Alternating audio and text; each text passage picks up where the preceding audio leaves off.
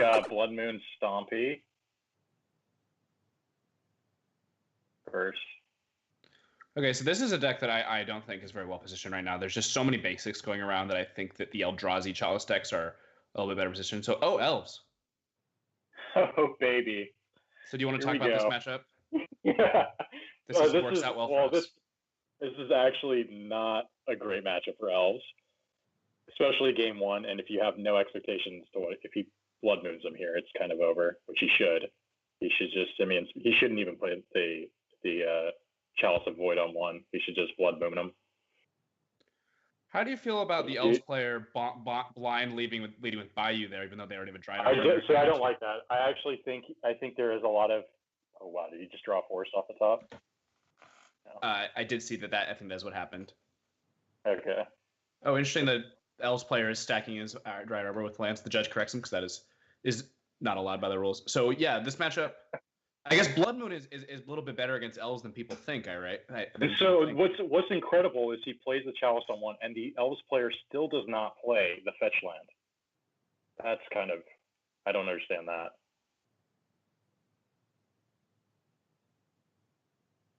All right, so I would imagine he's going to play Magus of the Moon here. Yeah, Rug Delver actually won MKM 2 weeks ago, so it is still fine. Okay. So Chalice on 2, Jesus, this is rough. And plays the Pendelhaven. Looks like the Pendelhaven's not going to do too much. It's gonna be a little unfortunate. Kind of.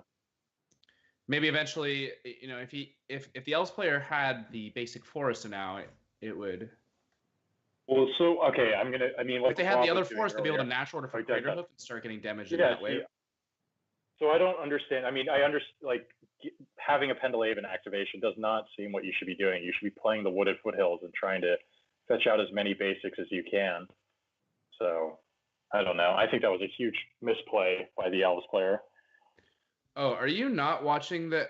Are you watching the MTG Japan Twitch check? Yeah.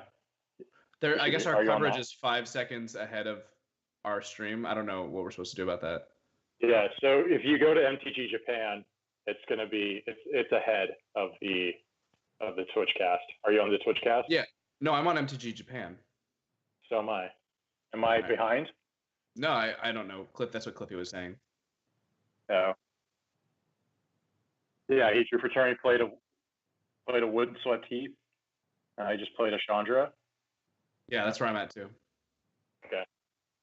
Well, I'm just not sure what chat is saying then. Yeah.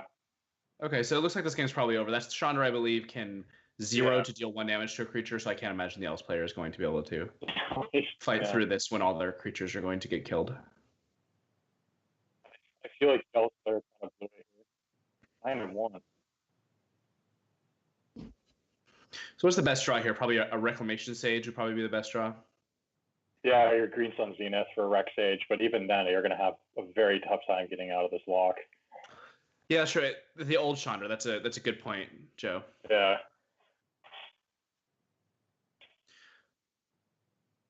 Yeah, it's the M15 Chandra. Yeah, so he has the natural order in hand, which is, yeah, I don't know.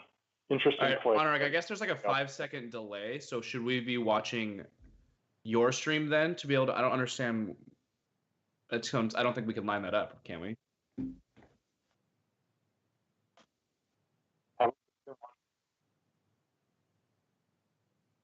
We'll go off that. Well, I think we're all on the same page, so I guess, yeah. We'll just.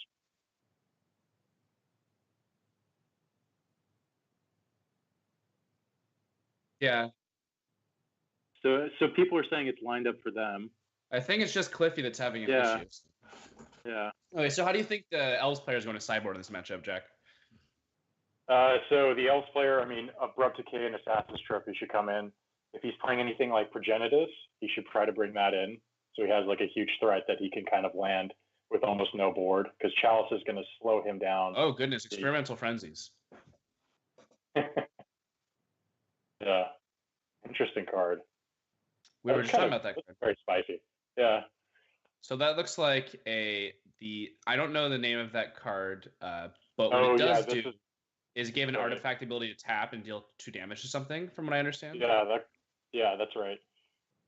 So it's a pinger, and you just target certain artifacts, so they'll do like. Are those main deck Goblin Crater Makers in this deck? Yeah. Wow, this is an interesting list of Moon Stompy. It's got the old 8 Rabble Master, very common now. Yeah, so I'm not quite sure what's going to come out. What cards do you think are not as good against Elves as they may think? I imagine Blood Sun can come out, right? Is Pia and Kieran Noir a card that they might consider bringing out? No, Pia and Kieran is pretty good actually against us because it allows them to just like pick off whatever it is, and then any like artifacts lying around, like a Chromox, they can just play with not exiling anything and still take something out. So, what about the Rabble Master effects? How are those in this matchup?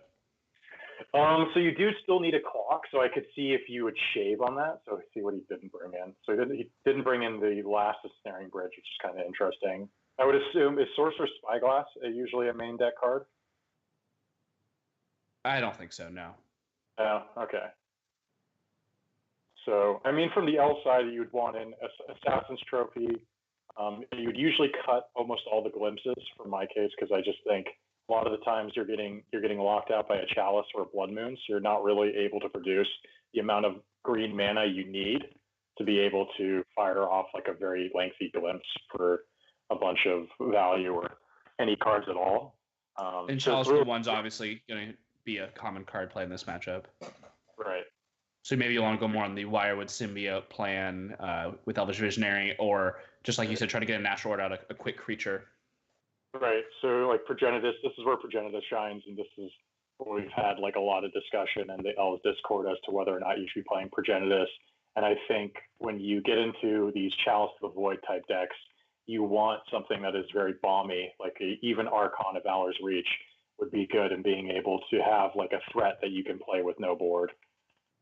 Yeah. So the Blood Moon Stompy player had a pretty powerful hand. The Blood Moon Stompy player had a pretty powerful hand that game. You know, double Chalice the Void, Blood Moon into a Planeswalker. That's going to beat almost any hand in Legacy from any deck. Yeah. So we'll see if they can replicate that. This deck does have some consistency issues, but yeah, looks like another fairly strong hand. I see they have 2 lands, a Simian Spirit Guide, and a Rabble Master as well. Oh, they're going to mulligan. I guess they feel that turn 2 Blood Moon is probably not good enough, which that would make sense, especially on the draw.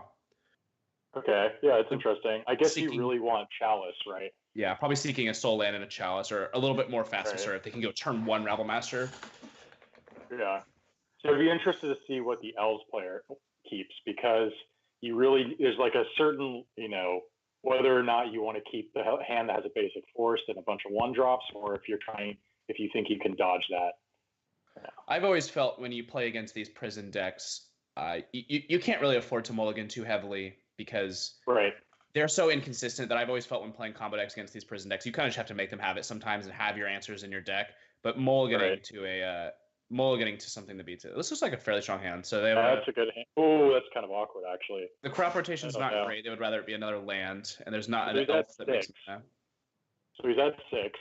So I mean, if he at least has the scry on top and it's a land, I'd keep. And Elves does not mulligan very well at all, and it has a basic land, so I think this is definitely a keep. Yeah. This is not a great hand from his opponent either, so hopefully he kept a land on top. Yeah, I didn't get to see how the scry worked. Okay, there's the land. So Elder Visionary able to come down here, right? Yep.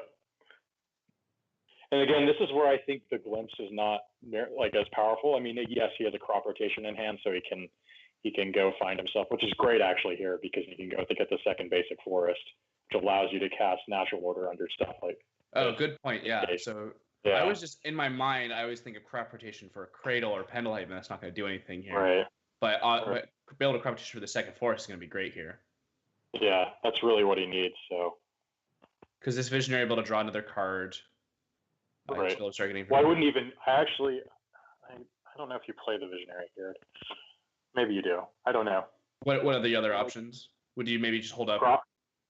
Yeah, well, you can do both. Crop rotate? No, you can't. You can only do one, right? I want to play Visionary and Crop Rock. Oh yeah, you're right. No. Yeah, because he floats a red, sacrifices it, go gets the basic forest, then cast Visionary. Oh, right. You're right. Yeah, have you ever played Elves before, Jeff? I know, right? What am I doing? I've had a lot of people try to waste land. Legacy expert. There we go. Good play. Elves player seeing the lines. Even the Storm player seeing the lines. Yeah, I'm a master of arithmetic, some would say. Okay, yeah. on the Misty. So, found a land off of the Elvish Visionary, I probably. Okay. Oh, I don't quite get it. Is that a Simian Spirit Guide and another Magus? Yeah. I think I maybe would have gone to 5 on this hand. It doesn't really feel like, Blood Moon is going to be really the answer against Elves as your only thing. Right. And you're super dependent. I mean, this Kia and Pura, whatever it is, Kieran and Pia Noir, you're like really heavily dependent on. Okay, here's the natural order. Yep. So I move here. If he has Progenitus, that's interesting. But Hoof would almost kill, right? Yeah, so Hoof here is going to be 17 damage. So he has 4, so it puts him to 1 right now. Does Great Hoof always have trample, or does it have haste is what it has? So it has haste, always has haste, and then it gives all other creatures trample. Okay. Yeah. So there would need to be a Fiery Confluence off the top, I think, here, or an Ensnaring Bridge would not even quite do it. Oh, interesting, the chump block. Well, he has to. He goes to 1. Oh, okay. So you're saying he goes to 1 after the chump block. Yeah. He has to block like he did. Okay, so it looks like... Oh, there was a Pia, like you said, yeah, so Pia and Kieran. Yeah. So I think that was his game plan, was landing that really early and trying to pick off the Elves, but Elves was a little bit too quick, had to turn 4 kill. And I found that Elves is almost always able to turn 3 or 4 if given the time. Even through a piece of disruption, they'll probably be able to kill by turn 3 or 4. So what's the best draw here? Probably another natural order would be the best draw.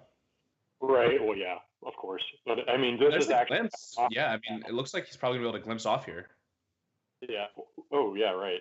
That's interesting. So he'll get 2 draws with the Visionary in hand. And there's no Blood Moon, and there's a Gaia's Cradle in play. So here's the Visionary. Oh wow, Heritage Druid. That was a good draw. Interesting. Okay, so you got to tap the Heritage for the Visionary.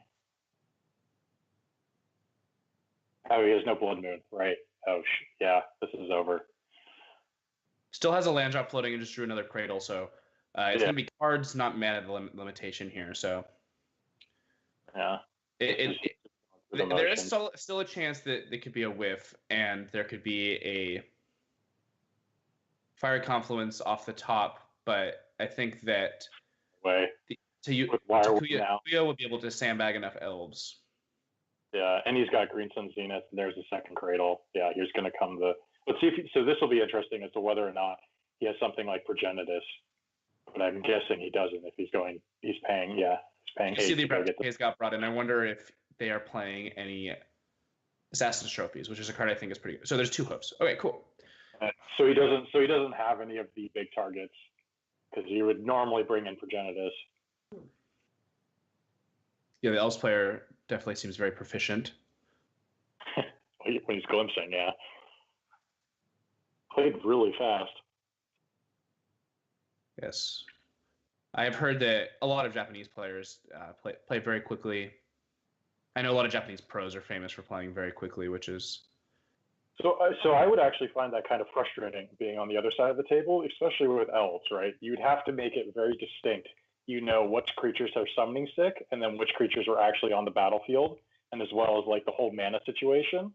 Well, it looks like he was putting his Elves that were summoning sick back with his lands, which was an interesting way of doing it.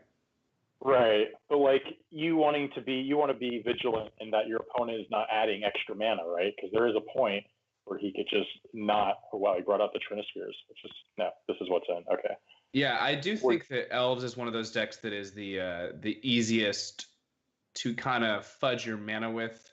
I've played that deck so often. You're able to make 3 mana, but not 4 when you're glimpsing off and really trying to get to the natural order mana. Right.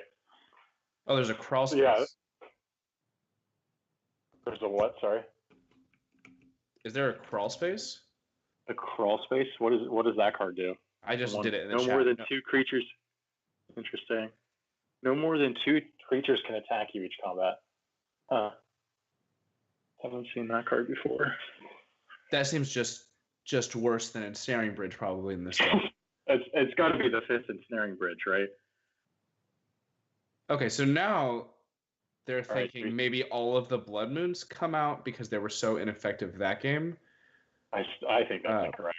But I don't know how I feel about that. I also think that Ensnaring Bridge is really good in this matchup. I kind of feel like their game plan in this matchup is to land 2 lock pieces and run away with a Planeswalker after a sweeper or something. Yep. And it doesn't really feel realistic to try and race with a Rabble Master or a Legion War Boss in this matchup. So that is what I would imagine. But, it does feel bad after you just played 2 Blood Moons and your opponent had 2 basics in play and kind of ignored them to leave all of them in. But that doesn't necessarily mean that's always correct. I mean, I think people see Elves and think it's a deck that's great against Blood Moon because of all the mana Elves. And but it still only plays 2 basics. So usually now they're playing about 3 basics. But usually it only plays 2. Yeah, most lists have upped it since the whole, Blood Moon Stompy and Assassin's Trophy. And just turning off Gaia's Cradle and Pendelhaven is pretty big game too. I mean, Pendelhaven's only a 1 of, but all of these games so far, being able to attack into a 2/2 or something is nice, and being able to pressure the Planeswalkers, and you're oftentimes gonna be left with not quite as many resources as an Elves player because Glimpse of Nature might be turned off. You might have cards in your hand you can't cast. Cut off by a sweeper.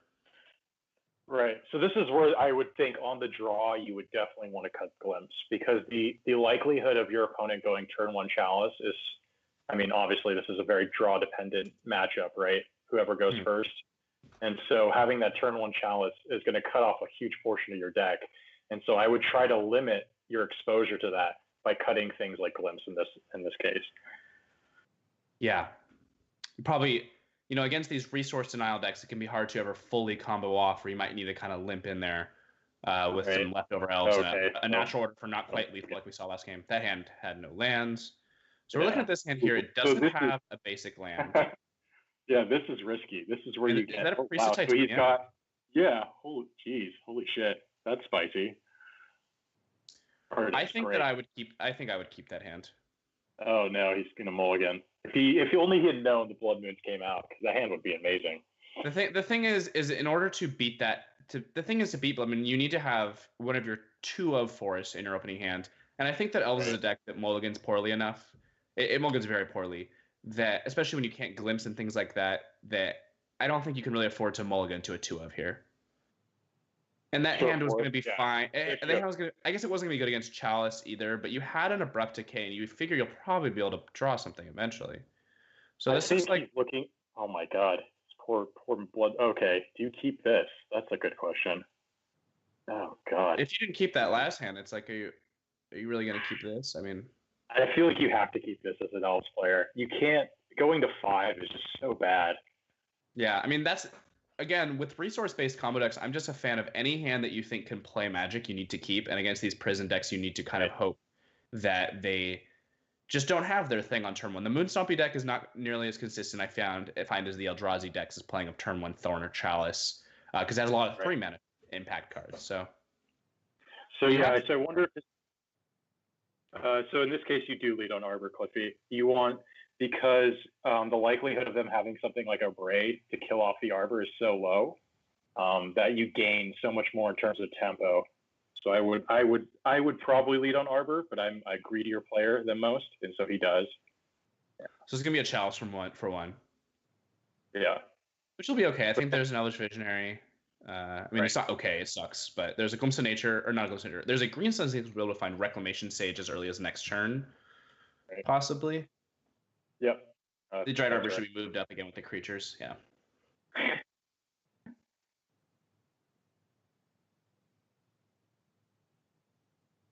Okay. Sure. Yeah. Yeah.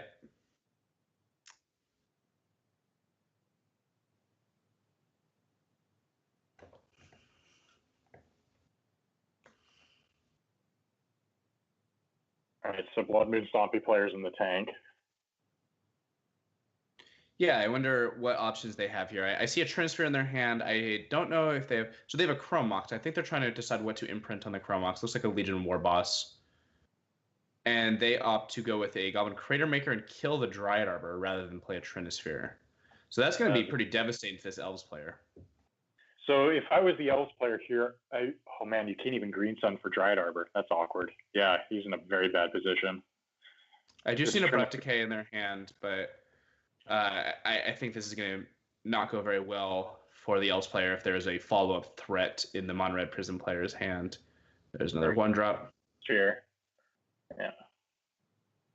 Yeah, this doesn't look to be going very well. No. Yeah, I mean, just look at the different... I really think they needed to keep that first hand. We're talking about the Elves player? Yeah. Yeah. Then there's this Quicksmith Rebel that's going to lock the game up if they're able to cast this. Oh, and it's Staring Bridge as well, so yeah. Interestingly, if you tap Trinisphere with Quicksmith Rebel, it actually no longer works. Is because the card only works when it's untapped, which I have gotten a few people with when they use Tesserator or Quicksmith Rebel to tap their Trinisphere, especially if they have it in another language and they don't know what their own card does quite as well. Oh god, this poor guy. What a horrible way to lose.